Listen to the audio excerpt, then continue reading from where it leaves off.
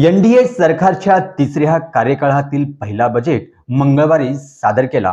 त्यात विविध क्षेत्रांसाठी सरकारने अनेक घोषणा केल्या आहेत, परंतु सर्वसामान्य लोकांच्या खिशावर कुठला बोझा पडला आहे, कोणत्या घोषणा झाल्याने दिलासा मिळाला आहे, हे जाणून घेण्याची उत्सुकता सगळ्यांची असते। या बजेटवरून देशात राजकीय वातावरण चांगलंच तापलंय। याचे पडसादही सोलापुरात शरदचंद्र पवार गटाच्या वतीने या अर्थसंकल्पाचा निषेध नोंदवला आहे। या अर्थसंकल्पात महाराष्ट्राला कोणताही भरघोस निधी न दिल्याचा आरोप राष्ट्रवादी शरदचंद्र गटाच्या वतीने करण्यात आला आहे। अर्थमंत्र्यांनी अर्थसंकल्पात वेगवेगळी उत्पादनं आणि सेवा यांच्यावरील प्रत्यक्ष डायरेक्ट आणि अप्रत्यक्ष कर इनडायरेक्ट टॅक्स मध्ये बदल करण्याची घोषणा केली आहे। त्यामुळे काही उत्पादनं स्वस्त होतील, तसेच नवीन करवाढीमुळे इतर उत्पादनांच्या किमती वाढू शकतात। या अर्थसंकल्पात स्वस्त काय, महाग काय झालं, पाहूयात या व्हिडिओच्या माध्यमातून। नमस्कार, मी अर्जुन चव्हाण, कॅमेरामन अब्दुल शेख। आपण पाहताय लोकप्रधान न्यूज सोलापूर। स्वस्त झालेल्या वस्तू याप्रमाणे: कॅन्सर उपचारावरील औषध, सोनं चांदी, मोबाईल चार्जर, इलेक्ट्रिक वाहने, कपडे, आयात केलेले दागिने, चप्पल, प्लॅटिनम लिथियम बॅटरी, विद्युत तारा, एक्स-रे मशीन, सोलार सेट। तर महागलेल्या वस्तू याप्रमाणे: प्लास्टिक वस्तू, टेलिकॉम संबंधितची उपकरणे, अमोनियम नायट्रेट अशी आहेत। अर्थसंकल्पातील महत्त्वाचे मुद्दे याप्रमाणे: निर्मला सीतारामन यांनी शिक्षण, रोजगार आणि शेतीबद्दल महत्त्वाच्या घोषणा केल्या। देशांतर्गत उच्च शिक्षण घेण्यासाठी 3% व्याज दराने 10 लाख रुपयापर्यंतचं कर्ज दिलं जाणार आहे। तसंच महिलांच्या नोकऱ्यामध्येही सहभाग वाढविण्यासाठी प्राधान्य दिले जाणार आहे। पंतप्रधान मुद्रा योजना या योजनेअंतर्गत मुद्रा कर्जाची मर्यादा दुप्पट करण्यात आली आहे। याआधी MSME क्षेत्रासाठी 10 लाख रुपयापर्यंतचं कर्ज दिलं जात होतं, ते आता तब्बल 20 लाख रुपये करण्यात आलं आहे।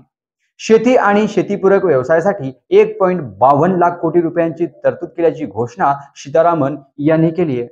या माध्यमातून कृषी विकास व्हावा आणि महत्त्वाचं म्हणजे या निधीतून डिजिटल पब्लिक इन्फ्रास्ट्रक्चर पुरवलं जाणार आहे। देशभरातील प्रत्येक शेतकऱ्याच्या जमिनीला एक खास भू आधार नंबर ही दिला जाणार आहे। पुढील काही वर्षात 1 कोटी शेतकऱ्यांना नैसर्गिक शेती करण्यास प्रोत्साहन दिले जाणार आहे। अर्थसंकल्पीय भाषणात म्हटलं आहे की नवीन रोजगारासाठी 2 लाख कोटी रुपये, महिलांना रोजगार प्रोत्साहन देण्यासाठी वर्किंग विमेन हॉस्टेल पाळणाघरांची स्थापनाही करण्यात येणार आहे। महिलांमधील कौशल्य विकासाला चालना देणार यामध्ये 1000 इंडस्ट्रियल ट्रेनिंग इन्स्टिट्यूट अपग्रेड करण्यात येणार आहे। तेथील अभ्यासक्रम आधुनिक होणार आहे।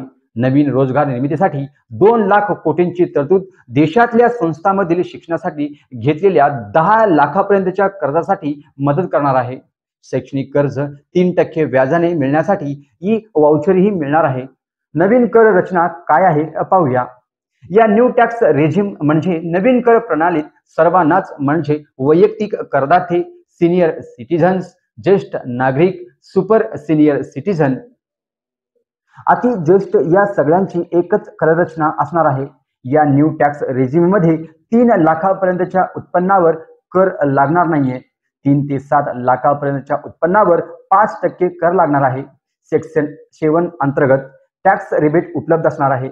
7 ते 10 लाखापर्यंतच्या उत्पन्नावर 10% कर लागणार आहे। या सेक्शन 87A अंतर्गत 7 लाखापर्यंतच्या उत्पन्नावर टॅक्स रिबेट उपलब्ध असणार आहे।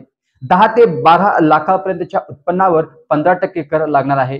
12 ते 15 लाखापर्यंतच्या उत्पन्नावर 20% कर लागणार आहे। 15 लाखावरील उत्पन्नावर 30% कर दराने कर आकारला जाणार आहे। अशी होती महत्त्वाची ठळक मुद्दे या अर्थसंकल्पात। 2024च्या या अर्थसंकल्पाबद्दल आपल्याला काय वाटतं ते आम्हाला कमेंट करून नक्की कळवा। दैनंदिन घडामोडी जाणून घेण्यासाठी आजच आमच्या चॅनलला लाईक करा, शेअर करा आणि सबस्क्राईब करा। पाहत रहा लोकप्रधान न्यूज सोलापूर।